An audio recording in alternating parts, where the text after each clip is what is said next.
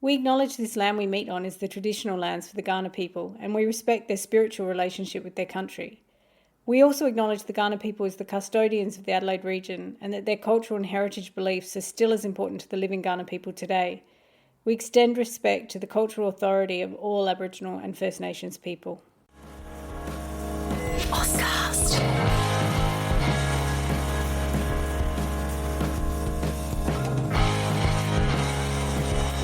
Amy and is a podcast that explores all kinds of bookish things, and that can include some pretty adult content. So please be aware that some of this content will be not safe for work or for young ears, and be careful who's listening when you are.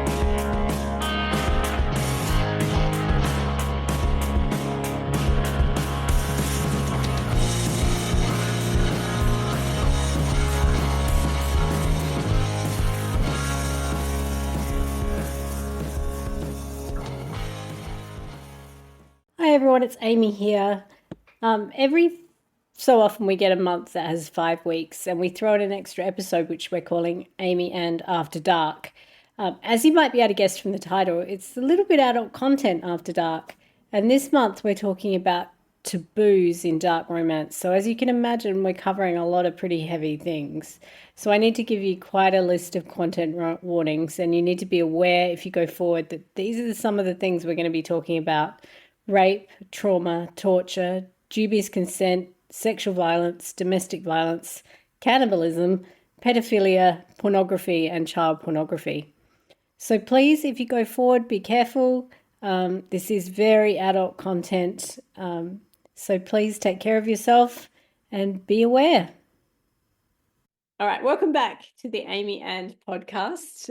We've been celebrating Smut Month in May, and we have one of those months where there's 5 weeks in a month, and our structure has like a 4-week structure. So we're going to have, I think, 2 or 3 of these months this year, and that is the limit of my knowledge. I don't remember how many there are. There's one in July, and then is there one later in the year? There are only 2 or 3. So I think so. October have a 5th week? Yeah, Oh yeah, maybe. because we were Yeah, saying it's more something weird like spooky that. weeks. Oh, excellent. My Yeah. birthday then would be in week 5. So excellent. We can have an after dark for my birthday. So what we're going to do in the 5th week of the month, when we have these random ones, is to do an Amy and After Dark. So everyone except me is in an oodie, which I didn't get the memo on the oodie, but so cute. And I think you can tell a lot about a person by what oodie they have, but Harry's not wearing his own, so don't make any judgments on this oodie. But we're here. What we thought we'd do with the After Dark is tackle some of the issues around sort of smutty books that we've circled for 4 weeks and haven't quite dived into. And that's the idea of taboo romance and taboo sex and dark romance and all of that stuff. So I'm joined by my usual friends, Peyton Hogan. Hi. Harry Stewart. Hi. Abby Guy. Hi. Justina Ashman. Hi, And Millie Heffernan. that's me. Hey guys, so what is dark romance? How would we define dark romance as opposed to romance? Why would you start with that? Yeah, I know. I'm just getting you in early because I figure you're going to get tired. You're in your like pajamas. You're going to vague out me. I'm We're the all going to ignorant get fool gradually sleepier over the course of the year. So you're like Just get closer to the camera. With that cup Like- of tea. The content is very dark. Yeah. Dark themes. What do you mean by And- dark though, Peyton? Is that not? Yeah. I know, because do you know people who don't read it? I don't think they can actually understand how dark Yeah. is. Like dark is dark. That's Look, I the other will thing. s- There are definitely degrees to it. Like some of it we could probably all read and not really bat an eyelash at, really. And then some of it's very, very, very intense. Mm. An eyelash, a single eyelash. Yeah, just one. Single eyelash. That takes Sorry. some Can't do control. that. You've been doing your Pilates to do that one. So we're going to bat at least one eyelash. When we say it's intense, what kind of content is it? I mean, we're talking Um, about taboo content, right? Yeah. That's really what we're talking about. It's dark because it's taboo.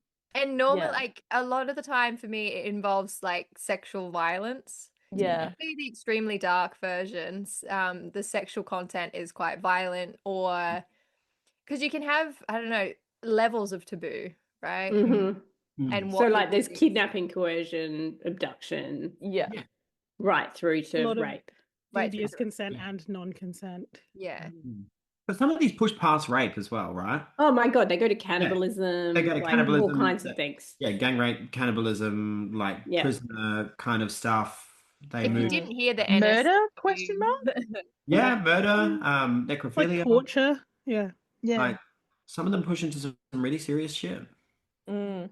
but I do think that, as we said, there are levels to it as well, because you have like really popularized content that would kind of by one audience be called dark romance. Like I'm thinking of the serial killer one where they are both serial killers, and they themselves get in a romantic relationship after competing to kill particular people. My serial killer vacation.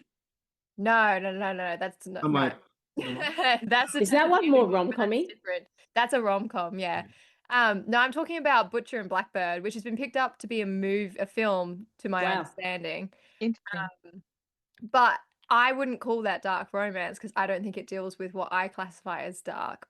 But then Yeah. I also have read so much dark romance that my tolerance for dark is different to what someone else's tolerance for dark would be. so as someone that hasn't read any dark, like I don't read dark romance, I haven't been involved in any research around it.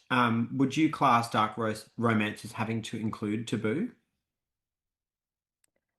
It has to include, there's an abjectness happening there, like a sense of, there's an emotional complexity, I think, to the interactions that isn't safe or simple. And maybe specifically that it doesn't resolve it for you. So dark stuff happens, and dark stuff can happen in your traditional romance novels as well. Yeah. But usually it's resolved or redeemed somehow, and that doesn't really happen so much in dark romance. And it's also in normal romance, I assume, very rarely, if ever, perpetrated by one love interest to the other love interest. Yeah. Probably Yeah. depends, These because I very, think very, very, very dark acts, I mean. because we did so we did in our research group, so we've been looking at dark romance a little bit and trying to think it through, and we're not anywhere near any conclusions yet. Like we keep trying to write an article, but we're still sort of stuck in the thinking through stage. But we did read Kathleen Woodhouse's The Flame and the Flower, which was the bodice ripper from 1977. And kind of kicked off the big summer blockbuster. Romance is often listed as like the first romance, kind of as we recognize popular romance. And that has explicit extended rape Mhm. of an underage girl, right? And he's the hero, and we get to see her traumatized by him raping her. And then it's some kind of weird redemption journey story. So I think romance has always had these quite dark, violent undertones. And there were a whole bunch of historical romances through the 70s, 80s, and 90s that were quite dark. In The Flame and the Flower, there's other dark content that I feel like is not necessarily addressed in, or I don't think I got far enough to see whether or not it was addressed in the book. But because he takes her back to his like plantation where his Yeah, he's a slaves slave are. owner, right? Like yeah, he's a literal slave owner. yeah. But I don't know whether the book wrangles or wrestles with No, that. it or- does not. Yeah. It does That's not. very common in a lot of them. I read another one where he runs a plantation and then he kind of presents himself as one of the good ones who like treats the slaves nicely. And then eventually later in the series, you find out that they're freeing all the slaves. I was like, okay. It's always weird. It's very weird context. Yeah. But it's very explicit, right? Because then you read a lot of regencies where a lot of the money flowing into Regency England is from slavery, and I it's was gonna say- completely invisible. It's because it's Yeah. where the wealth is, right? You know, Yeah. it's still that fantasy of like having the security and the wealth, but that is where the wealth was at the time. So that's your billionaire. That's Mm. right. So if you're talking So- about the affect of it on like a person, you're saying that on the reader, and saying that there's a certain feeling, not just a taboo topic. Yeah. Does it then mean that it's hard to categorize? I don't know. The thing I'm really interested in, because a lot of my research is around affect, is around how we think about the affect in a romance, which is the emotional kind of tone of it. Hmm. If you go back to The Flame and the Flower, you're not supposed to find the rape scenes sexy at all. They're not sex scenes. They're they're him committing violence against her. And I don't know about you guys, but it turns my stomach when I read them. I feel like I'm in her body. I'm experiencing it. It's an awful thing. But I feel like some of the dark romance I've read, it's not that. It's a sexualized violence where you're kind of supposed to be enjoying the rape, Yeah. which is not what happened in a lot of the old school romances. That's This is really where I always think about the book Consent Laid Bare. It's so good. I think everyone should read at least the first chapter because it defines different kinds of rapists, which I'd never seen anyone do before, because we tend to assume that rape is always a sadistic act when often it's just a matter of neglect, like them really not respecting or caring about you to an extent that they will do this unintentionally, but they just aren't even considering your well-being.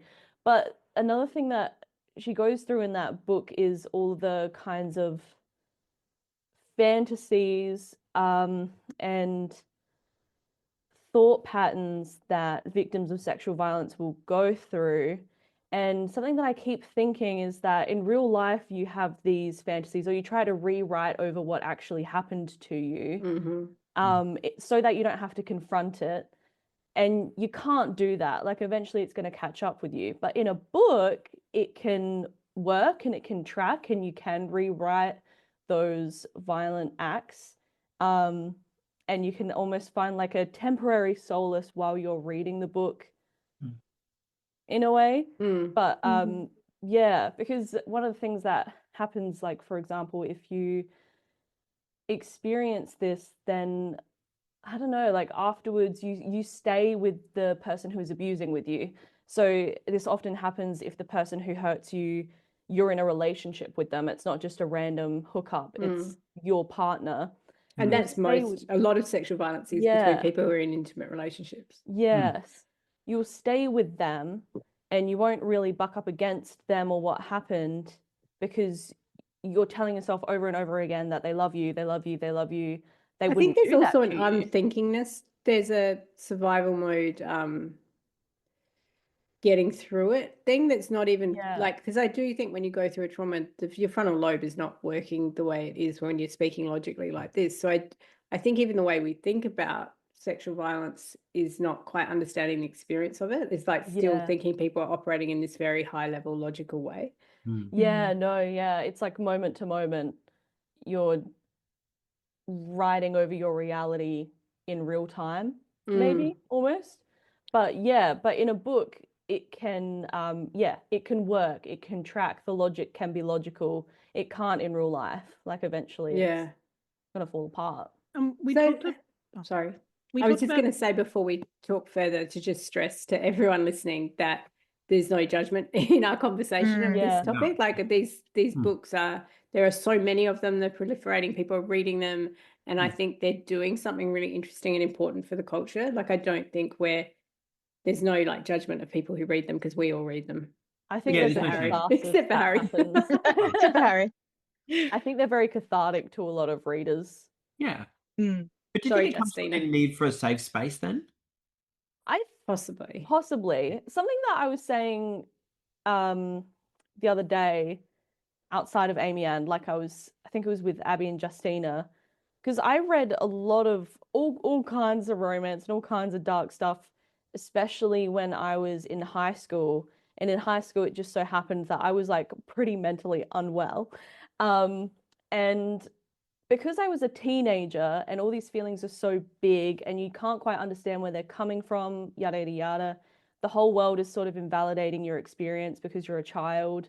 You feel like there's no reason for you to be Sex feeling is that threatening way. too, and adult men are threatening at that age. Adult Yes. people are threatening. Yeah. Something about these books, it was like really comforting to have something that was representing the darkness that was going on in my mind that I couldn't figure out where it was coming from. But like in the book, it was like a way to process it, even though it had nothing to do with what I was going through. Yeah. It was just like there was something in that experience. I think we can't deny the catharsis of them. But I cut Justina off before, so I want to come back to Justina. Sorry. I was just going to say that we talked a little bit last week when we were talking about Beautiful Bastard, about that idea of going into a book and consenting to knowing what's in there and what you're going to get. And and I think that's different. Like it's like different degrees of it, I guess, but the similar thing when you're looking at dark romance versus as say smut that's not dark romance, because you go into a book like Beautiful Bastard knowing what you're going to get out of it, but then in dark romance, I think there's that level of protection of just knowing going in that it is going to be this type of content that. Can I raise something there? Because I Yeah. don't know that, because I think dark romance emerged from fan fiction and indie publishing, like self-publishing. I think searching for a book that way is very different. But now that a lot of these books are being picked up by traditional publishers, so when they're really successful, they get picked up by traditional publishers and put into bookstores, Big W, Target, Kmart, whatever. I don't think there is the contract because some of the covers don't look any different. Yeah. For And like, also, can I agree. say, they are not the same because 100% in fan fiction, but also in indie publishing, there is the trend of giving very explicit trigger warning, Yeah. which they And do not do when then they try and publish these books and put Yeah. them on the shelf in Big W. Some indie books will have trigger warnings like at the start of every single chapter, not just at the Yeah. start of the book, so that you can skip specific chapters if it's got Really content that you don't want to explicit. read. And Like, the same hey, with this is going to happen. Do not read if you're not ready. the same with fan content, right? Because you look at AO3 and if you go chapter by chapter, the author will say, "Oh, I have added to the tags, double check those." Like Yeah. I've updated the tags. Yeah. And I think it's really interesting that we do have this accessibility now. Not that it wasn't accessible like before in indie spaces, but but the there's a accessibility. knowingness. Yeah, Yeah. there's knowing accessibility. I do agree you can that walk into Big W and pick up Haunting Adeline, right? Yeah. Well, Yeah. I went and talked to a lot of the book conferences in Australia last year. I just went and did a talk at all of them. And the thing we talked a lot in my session, I got so many questions because a lot of booksellers are wrangling with what do they do with a book like Haunting Adeline? Like, because children come in, like 13-year-olds, 12-year-olds, and want to buy it. And there are other books we've seen that are in Big W that I won't name, but that look like a YA romantasy book, and yet have orgies, violence, rape, like all kinds of really graphic, dark, smutty content. And you can't say that if you're picking up a book in Big W with that cover that doesn't have a trigger warning that there's any consent involved. I You do- can't unsee it once I you've do read think it. I was going to touch on this last week when I was talking about the same thing, and it's the same premise. Is that like, do we know whether or not we're signing that contract when we open those books? And for a lot of the gay romance, at least, like I know that there's a book that I have a particular distaste for, which I will not also name, which is in Big W with a lovely cartoony, like romantic-y vibe cover on it. And I know people that have picked up the book to say, should I be buying this for my 13-year-old daughter? And I've said, fuck no. I do think that it is a bit irresponsible to be putting those cartoony covers on books with that kind of content because you're right, it is misleading in terms of it's not giving you a context for what the content of the book is going to be. I was going to jokingly suggest that we go back to shrink wrapping books that are too saucy. It is funny because like American Psycho still shrink wrapped and not sold in Queensland.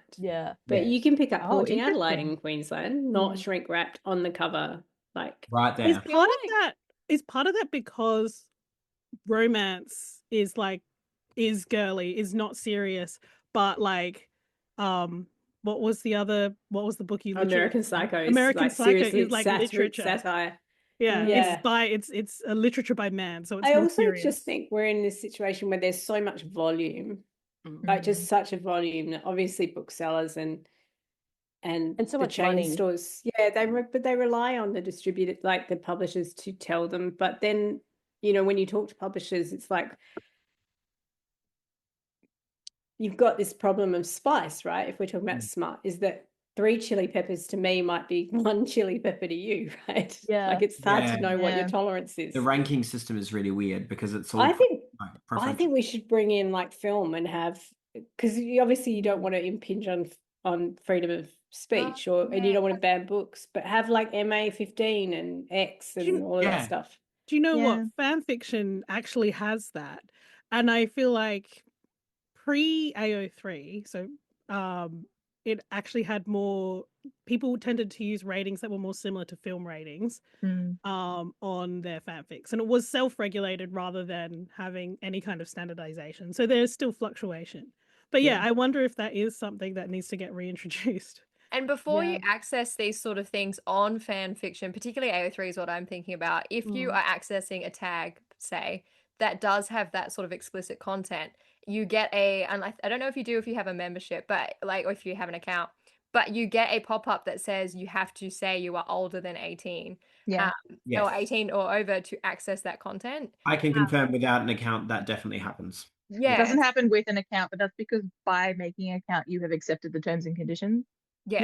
Yeah, okay, that's interesting. So, in doing that, there's already a layer that putting it on the shelf in Big W doesn't have. Yeah. Right? Yeah. And the other thing to remember about AO3 is that it's not like a Kindle app. It's not a market, it's an archive.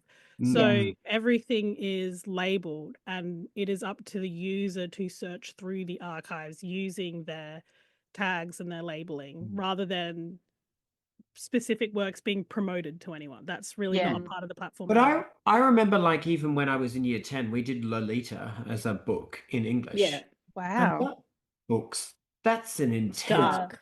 This is Like, you're dark. supposed to Go to Catholic school. dark book. But it's Yeah, in not, high school, it's in a not Catholic high sexually, school. unlike the film versions, which, you know, adopt a male gaze, it's not sexually titillating at all. No. Really disturbing. But it's still a very disturbing book, and it's still Yeah. a very disturbing book from a person giving a testimonial about pedophilia.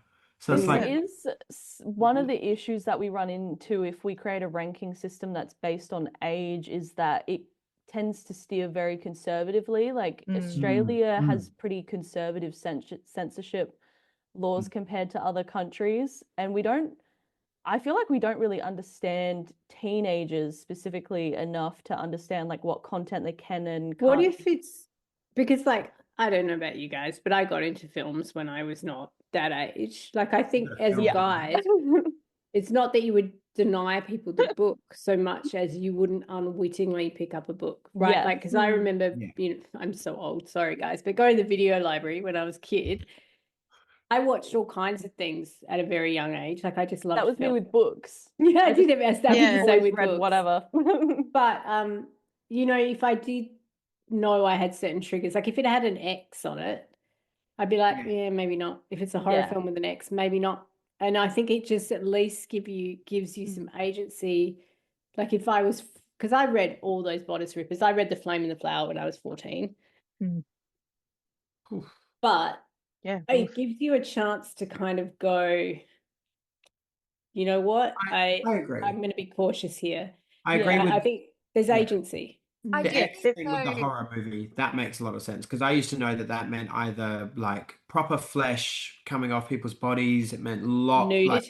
like intense gore, lots of nudity, and that would put me off of it. So I would stick, if I was going to watch horror, to like MA 15 plus. And it might mean if you're buying a gift, because I did do this, like that book Harry's talking about is the book I accidentally bought my kid's friend for I had to get a birthday present. I was in town. I was like, oh, I've heard really good things about this book.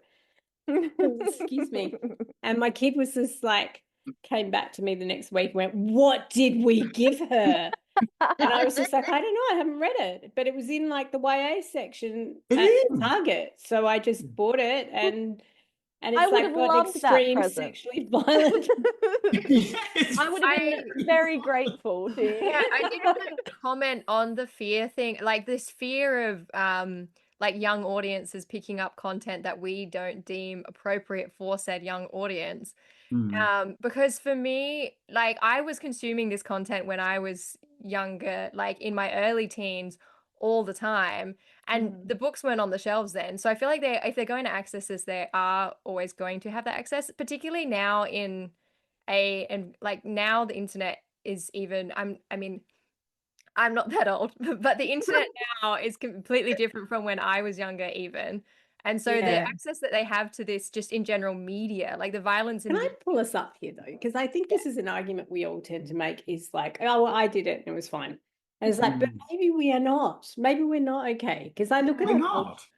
and I'll this say is that what I'm like, definitively. maybe this is, and like again, no judgment because I'm in the mess too.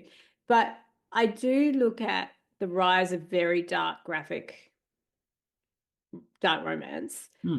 And like you think it's got to have something to do with the mainstreaming of pornography and very violent, extreme pornography. And I know I've said this to you guys a million times, but acts that were once fringe sex acts are now mainstreamed through pornography. And so I don't think you can have generations growing up with very young, extreme access to this stuff and not have it affect their sexual development and their all you have to do is look at how conservative young people have become and how conservative they've become about sex specifically to know that, like, oh, somewhere in the last 10-20 years we've made a wrong turn. I couldn't tell you what it is exactly, but we have made a wrong turn somewhere. And sure, when I was a kid you were sneaking a copy of a book that maybe had mention of a penis. Whereas now we're talking about books that might have choking or rape or cannibalism or torture or these quite extreme things that are written in a way that are supposed to sexually arouse you. And that must have an impact on your sexual development. I'm a stern believer in the fact that there's a slight turn away from pornography from certain demographics that have turned towards fiction to try and get this feeling from porn. And that's why we're seeing this huge rise in this pornographic fiction. Because there's something reading that's kind of embedded into the idea of like erotics and how we want to feel things. Because porn's new. But also maybe studies are showing that people aren't having as much actual sex as well. Yeah. So our sex lives have migrated to fantasy. And That's why I feel like a lot of this is largely or entirely related to the collapsing of context at large. Because I feel like these books, and we've seen it with, like, I know Abby brought it up before ahead of the meeting, and we'll probably talk about it properly, but there's been a court case, someone's been arrested for kiddie porn for their book that they published. It was like a daddy dom little girl fantasy with some very like questionable, very borderline kind of depictions of bodies and sex and age. Not even and things borderline. Like that. It was very explicit on the page. Yeah. But all of it, I find it so interesting because something that I keep thinking about is that if she had published that anywhere else, like in a context for a specific group of people, she probably would have never been arrested for it. But like where she published it was for such a wide audience that it became a real problem. Like it also went unnoticed for a really long time. Well, not a really, really long time, but it went unnoticed enough that there was a lot of positive reviews. Can I make perhaps a very, very, very controversial take that I feel like some people in the chat aren't going to like? To me, although I think having read the article about her arrest is so questionable, and it's so, you just want to sit it down and be like, why and who greenlit this and what happened? But I am of the firm belief that fiction is fiction and child porn is child porn, and those are two different things. So when people were like, this is just as bad as making child pornography, I was like, it's not. It's something. There's definitely something here, but this is not a one for one. And I think when we make them one for one, we're doing something very dangerous. Yeah. When you say, I agree this with you. fiction is this thing, especially in a hypocritical culture where, like we were saying off air, also in the news recently is that study showing that Pornhub has this huge cachet of child sexual material, and they know it, and they have got institutional records of knowing it and ignoring it, and nothing is happening. So there's actual child exploitation happening that no one does anything about. But then we're coming down hard on this one. Yeah, it's kind of disappointing. There was a whole review that I read maybe, I want to say about 3-4 months ago, that comes up on one of the Facebook pages that I'm part of, which is about gay male authors and like writing in the right thing. And apparently he was a very, very prominent gay porn star, had been engaging in child pornography for almost 6 years on his account before one of the people involved in one of the videos came forward and disclosed their age. They refused to remove any of the videos apart from the one video that was called to question. Well, I also noticed, like, if you're looking in the news, they tend to love the story about, and I no endorsement of child sexual exploitation. Like, we That's very are important to say. absolutely not. None of us are. But they're very big in the news about absolutely hanging out to dry any woman who's had sex with an underage Completely agree. man. Teachers, There that's is- in the news straight away. Any of the concerning stuff like And yet that. I've done jury duty 3 times, and what I would see in the courts was the other way around. It was like older men exploiting younger girls. And I And think they the didn't make stats the back that up news. as well. I Yeah, do and think the that statistics didn't back make the that up. news. This So I is think a, there's something about female sexual desire too being aberrant. this is a tangent, but I feel like the current generations kind of I don't know the right word, but their ability to handle isn't the right way to word it, but the ability to handle age gaps and like their what they view as too much of an age Tolerance. gap. Yeah. Tolerance. That's the word, Yeah. tolerance. Their tolerance for age gaps is getting so small. Like I saw a TikTok video and it was a woman who was 28 with a 23-year-old. I saw this And then- yesterday. Yeah. They're adults. That is fine. entire comment section was like, this is like he is so young, this is a huge age gap. What, like, it was complaining about the age gap. That is a normal age gap. Like, But not only that, But even once they're people getting are to this point. adults, do what you want. Like, They're if getting you to this- are 50 and 70 and it's a 20-year age gap, go for it. Yes. The children are getting to this point where they will police friendship age gap. mm. You can't be That's friends so with people 4 years bizarre. older than you. Like, what do you mean? And so How I are we think supposed to talk to each other? Oh yeah, conservatism I'll is admit so that concerning. that's very Yeah. prevalent. Like friendship age gaps has been a thing for a really long time. Like Why? and schools enforced it to make sure that there wasn't like bullying. It's been like part of anti-bullying stuff. I since, understand at school. I think under Yeah. 18 is a whole other Kid is thing. different. Like little kids is different. I'm talking when everyone's adults. Yeah. You're joking. What? Yeah. No, I'm not. I'm not. Like, you can't be in your 20s and be friends with somebody who's in their 50s.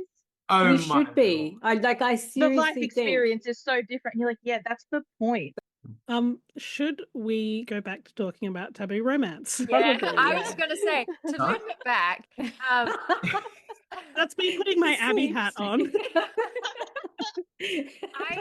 what I find interesting about taboo romance is where our limitations are going now. Because I feel like once upon a time BDSM was taboo, right? And now that is not taboo at all. It is in like rom-com novels like Ali Yeah, yeah. would have BDSM in them. It's not something taboo. And so once that becomes so like normalized in our culture, then we seem to go on to the next kind Yeah. of. And so where are our limitations and where is it ending? Do you know what I mean? That's the porn theory though, is because it just rolls and rolls, right? But I will Eventually, you can't satisfy yourself. I will say about the BDSM romances, I think part of that was a conscious effort because 50 Shades of Grey became so well known. Yeah. And then a lot of people were starting to push back, being like, hang on. Like, that is not what a BDSM romance is or could look like. So you get writers who are trying to write a BDSM romance that has explicit consent or that is reflective of people who actually engage in those kinks and fetish spaces. So I think And there part is of it that, is and a what you're conscious getting at reaction. there is there's a difference between BDSM and Yeah.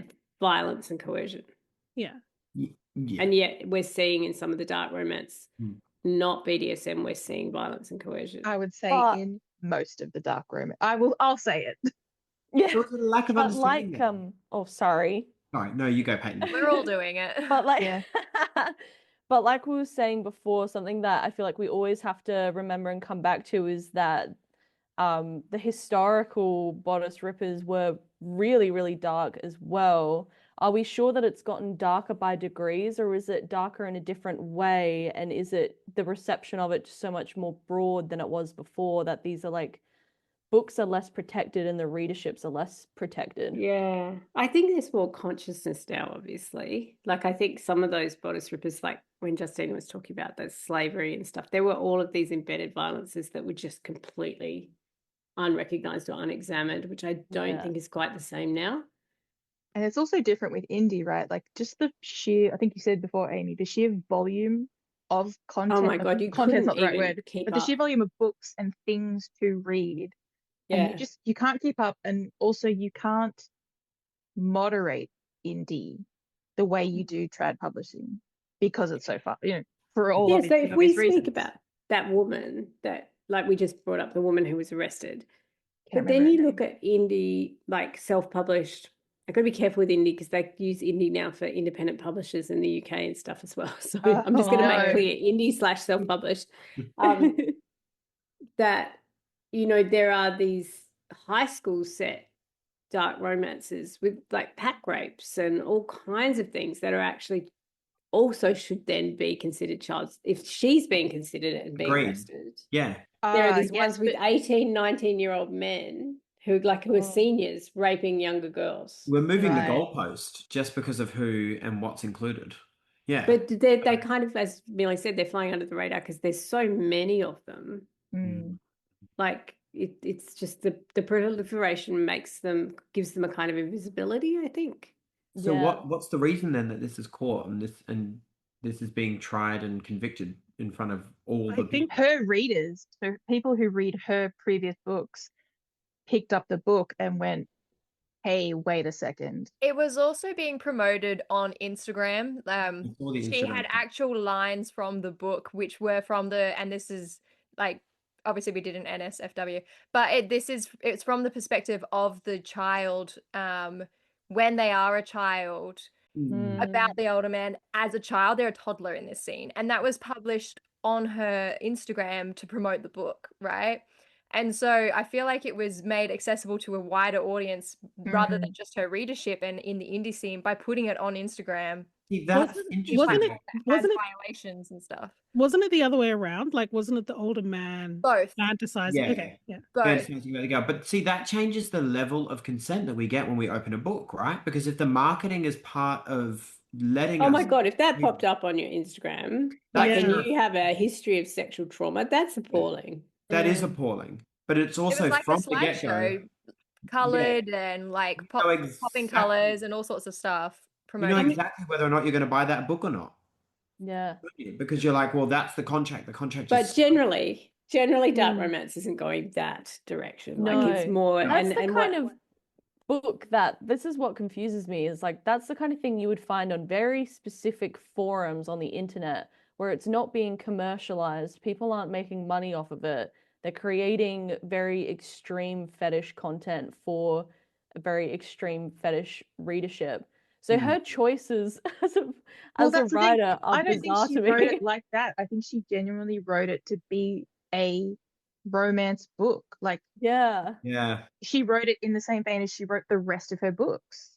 Yeah, I do agree with Millie that there is a difference between fiction and actual child exploitation where Yeah. real children are involved. But I also don't feel like this was a book that was working through anything. Like No, Yeah, and I yeah. feel like there's also a thing you can't equate is when people are writing about child sexual exploitation that are working through the trauma of that, working Yeah. through the implications of that. Which is what Colleen Literature, Hoover's it doing, is for example, different. with abuse. It is different to writing a scene that is supposed to express sexual titillation that is involving children. Yeah, Yeah. yeah. I'm not Yeah. supporting it by saying Yeah. that we know what the contract is based on the Instagram post and the marketing. Just Well, in I case- think that's actually an interesting point because, as you were saying, Abby, and that it was her own readers that pushed back against it and made it essentially go viral enough that authorities took notice. Then there is maybe that is because they feel like they've had a breach of contract. Maybe they feel that like we read your books for a certain type of content and you've taken this beyond the kind of content that we feel that we're agreeing to. Like you're agreeing to a certain level of taboo, but you don't want it to go to this place. So is There that is a then certain level pushing? of Sorry, Harry. No, go, Abby. Go. I was just going to say there is again that certain level of tolerance though, because there were also an equal, I don't know if it was equal, but there was to me, a crazy amount of her readership who had left because the Goodreads was up for a while and the reviews under it were overwhelmingly positive. Agreed, yes. Which And it was a concerning. long time. Yeah. Yeah. And it's weird, right? Yeah. I Because just where do they sit with this? If Yeah. half of them have said that it's broken the contract, the other half have said that this is what a great book and this was awesome, and that well, I've seen the negative reviews and it's only a portion of it, it kind and of it's ties into weird.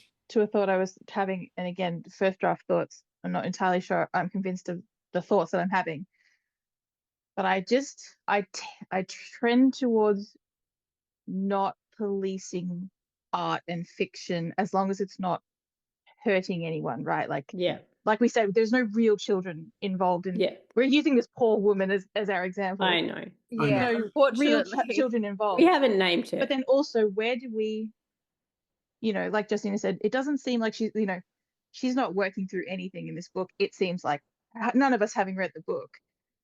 Where do we get to draw the line? Where do we decide something is an arrestable offense? Agreed. Yeah. That's my first draft. Especially like weird. it's so hard. We're living in an unprecedented time where cultures bleed into one another because fetishes have existed forever, and there's for as long as there has been a way to make porn, there has been very extreme fetishy porn.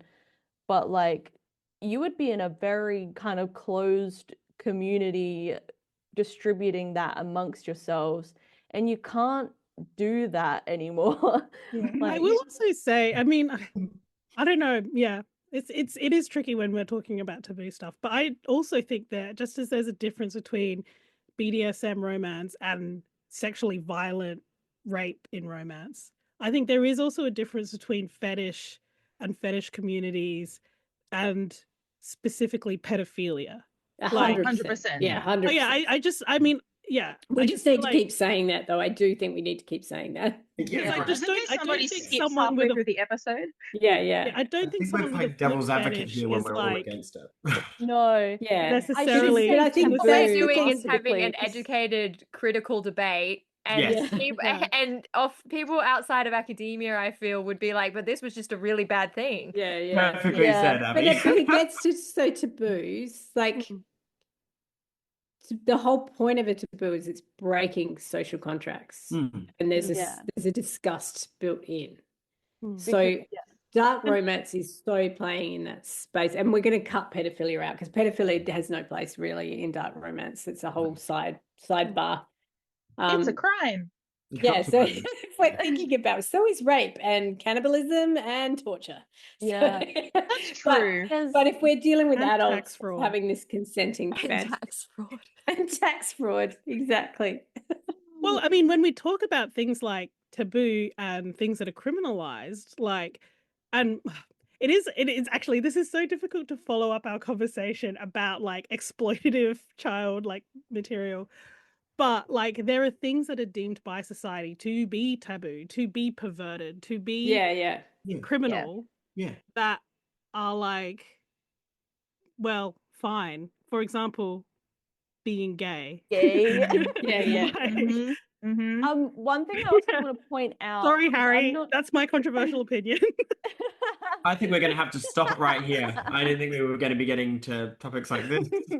Do we think that taboo and dark romance is then defined by a set of social parameters that are acceptable in terms of criminality and like where things fall culturally and socially? So obviously we know that anything that's below the like a legal consenting age, especially Is when it goes taboo. super low towards toddlers, is obviously something that breaks the contract regardless of whether 100%. that's Yeah. what the book is before you open it. And then if we're talking about rape, if they're going to say that there's like unconsensual sex, well, non-consensual sex in it, but then it turns out to be vicious gang rape with really, really violent Well, I sexual. think, yeah, and the thing with those scenes is it's Where do we go? vicious gang rape where the victim is seen to enjoy it. I Yeah. think that's where dark romance exists in a place that other fictions don't. And so then if we say that the victim doesn't enjoy it, then it breaks it, right? And it's no longer That a becomes offense. not I don't know. I don't Yeah. know. That's interesting because where do we pull the social cultural lines here in terms of what we view as like being taboo? But then there's taboo and then there's just things that you don't do. There's just things that we as a society just agree that just do not exist. So age play is fine. Pedophilia is fucked up. Nobody does it. We don't consent to it. Society doesn't agree with it. Gang rape is pornographically something that people find like fantastical and like erotic. But if it's non-consensual and the person and the like Often, though, for in lack of these a better word, fantasies, it is It is non-consensual. non-consensual. yeah, so then Which the still victim makes it doesn't into enjoy the it. And So as if the also victim doesn't enjoy the rape, do we move outside the past of it being fantasy? I think Not that's where always. it becomes the book is the scene, if we're thinking in like kink terms, and then Yeah. you, the reader, are entering the scene. It's not the character's scene, it's your scene. As Yeah, the... and then That's a really it's good way to put removed. it. That's a Mm. great way to put it, That's because then great. going back to something I think Justina said before, is it just removes the BDSM conversation, right? It removes the we're going to act out a gang rape conversation, Mm, and you're just buying the straight fantasy. yeah. yeah, I think there's well, I mean, like, because you were saying before with the bodice rippers that often the sexual violence is not depicted as enjoyable. Like it is not meant to read as enjoyable. No. But I think that is the that difference is, as you say, Peyton, is that like it is a fantasy for explicitly for the reader to enjoy rather than about what the characters are enjoying. Yeah. Yeah. Whereas Character a isn't enjoying BDSM it, therefore romance, you can enjoy it because that's yeah. your Mm. fantasy. Whereas a BDSM romance might include conversations about consent because it is like a romance that is trying to depict an explicitly BDSM relationship Yeah. might include Whereas this is nudity. just a BDSM fantasy. Yeah, Yeah. it's like Not trying to it's a depict a kink or a relationship. fantasy in and of itself that the reader is jumping into. Quick, somebody But write that. TM. Because it would be like it's a bit like if you had a book that was like, hey, let's pretend to be dragon riders, and now we have this scene where we're dragon riders, Yeah. as opposed to jumping into a romantasy where you're riding a dragon, where you take out that step. Hmm. But I do think, as our discussions before, is like the way these books are marketed, promoted, sold, distributed is interesting. How I feel like the publishing industry is not able to keep up with the bleed between what used to be niches of either indie or online or fan reading communities into Mm. how it's become so popular, and then you have Haunting Adeline in Big W, whereas Yeah. you might never have found something like that in that specific distributor before. Yeah. Yeah. So I guess what And we've come to is that it's really messy and it's happening really fast, and we're only just starting to think through what is this thing and what are the elements of it and what are the complications of it. And I hate to be like capitalism, but I do think But part of it capitalism, I do Yeah. think part of it is this like rush to jump onto online and TikTok trends and make as much money as possible, that you get Mm. these cartoony, trendy covers of books that maybe shouldn't have them. Yeah. and maybe Yeah. books that Do you are think? not necessarily for a traditional publishing sphere. Like maybe some things are okay to stay in the digital space where you have to Or- search for them. Or they could be fine in a traditional publishing sphere, but like maybe they're not in Big W, Big or W. maybe they're in, as you A said, special I can't remember. section. Yeah, I can't remember if it was in this week or if it was last week. They're like the shelf that's slightly above the romance. That's a bit Yeah, out of yeah, reach yeah. of- This Yes. week, yeah. yeah. This is also a first draft thought, but do you think there's something about the covers? We're talking specifically about the covers of Hmm. romance, specifically explicit romance that are cartoony. Is there something about the aesthetic and the growth of aesthetics online and the aesthetic of being a booktoker and their shelves, etc.? And a lot of the aesthetic is around girlhood and being girls, right? And the classic bodice ripper novels, those sort of covers just are not appealing to that aesthetic. But Do you a think they're book like coming back? Icebreaker is so aesthetic, and they can put that on their shelves, and it matches the like Yeah. color pop aesthetic of being a Yes. book. Yeah. But do you think, because the thing with the trend though is that it passes, right? And then you've got to do the opposite, because that's passe and you don't want to do what the old people did. Because I noticed that Lila Sage's new cover has a bodice ripper style cover. Yeah. And so I do wonder if they're going to come Ah. back. Yeah. Interesting. Yeah. I The other thing feel is, like this is a personal gripe of mine with the YA genre and how we define it in general. It confuses the heck out of me. I don't know if it's because it's happened at the same time as teen fiction has become so minimized that the bookstore I work at, it doesn't even exist. It just And dumps adults everything read into YA, YA. right? Like, so Yeah. that confuses it further. And the term YA, young adult, I'm thinking 18 and above.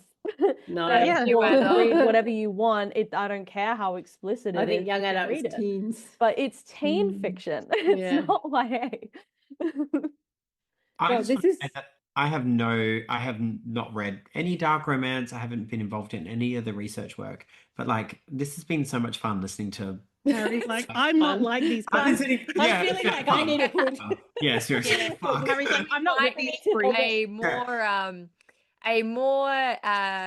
not serious, but a more like this episode is not going to be Yeah. like our other episode. Yeah. I think Because our Yeah. NSFW warning, like our not safe for work I- warning at the do you want me beginning to of these, record a has been new at the one? beginning of all of them. I feel like we might need a yeah. little, hey guys.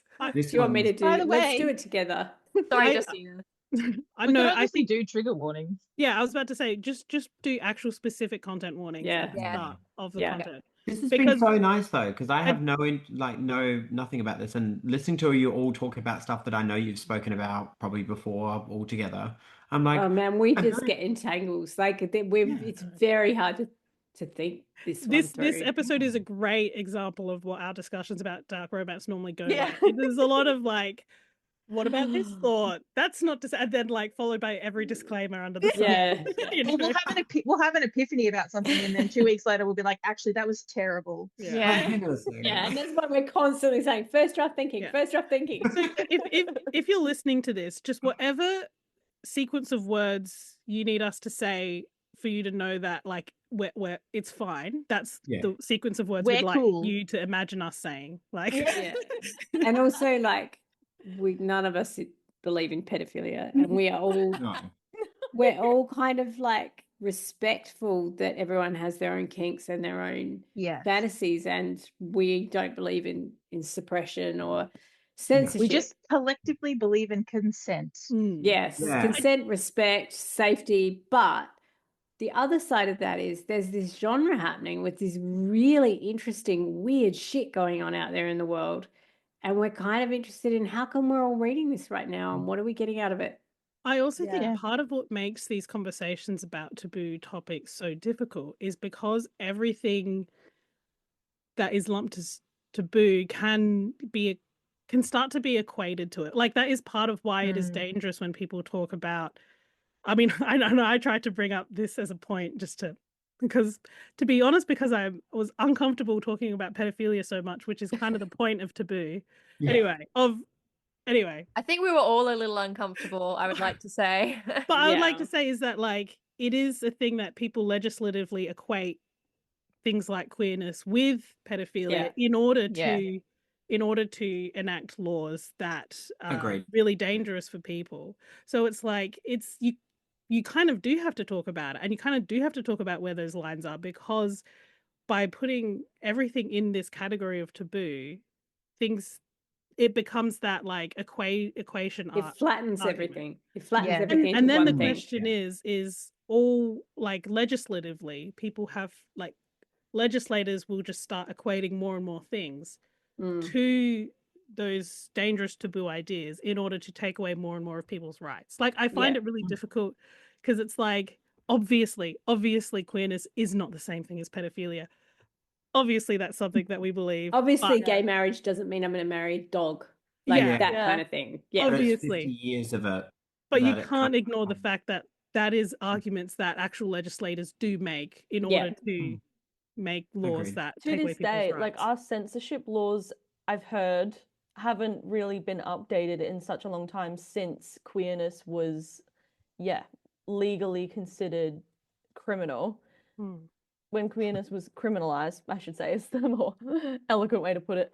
Those laws haven't really changed. So at any point in time, as the culture shifts and new things become taboo, they will fall under that legislature and censorship. So when we really haven't done a very good job in Australia so far of having these conversations and distinguishing between different things and having yeah.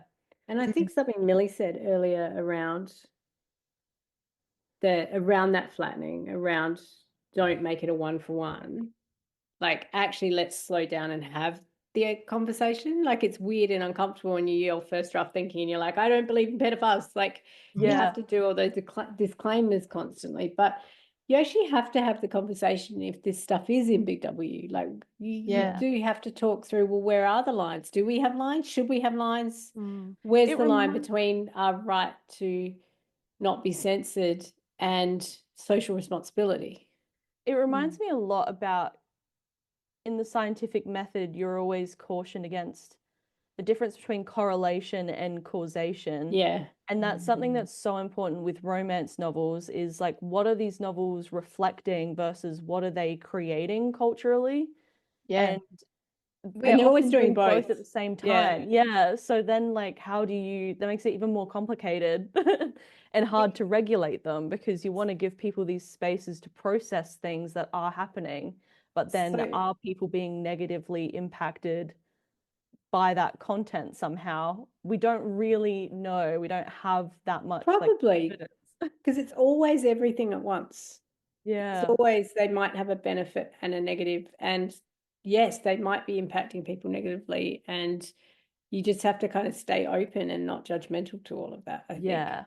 We Anyway, haven't Two been things able can be to, true, is what we say. Two things can be true. we haven't even been able to touch on it, and we do not have time to touch We on it. don't. No, But because I'm trying to something- Well wrap. over time now. I know, Wrap. but something we didn't even get into. A lot of dark romance has kind of also crept the line politically, in that they are romanticizing, and I want to say romanticizing because they are, like the KKK and like Nazis.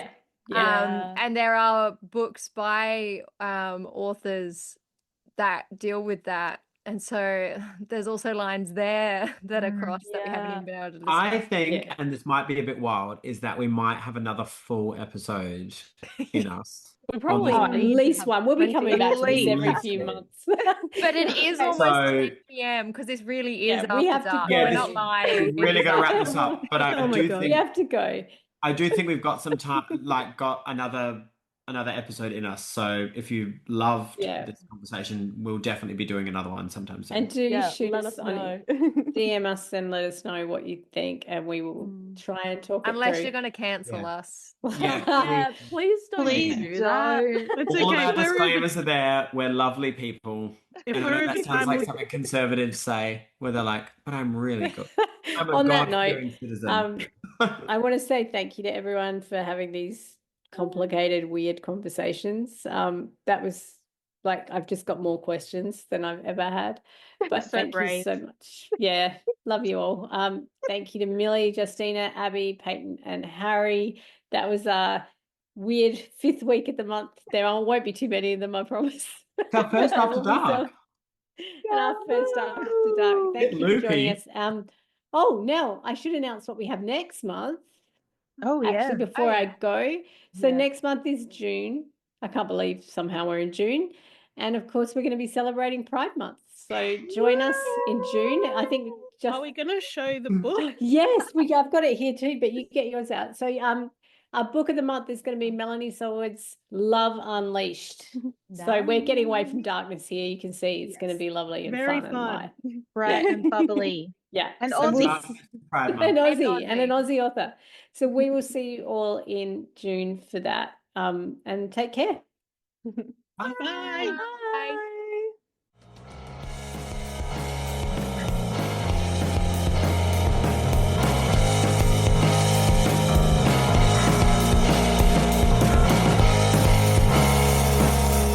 Amy And is hosted by Amy Matthews, Abby Guy, Peyton Hogan, Justina Ashman, Harry Stewart, and Millie Heffernan.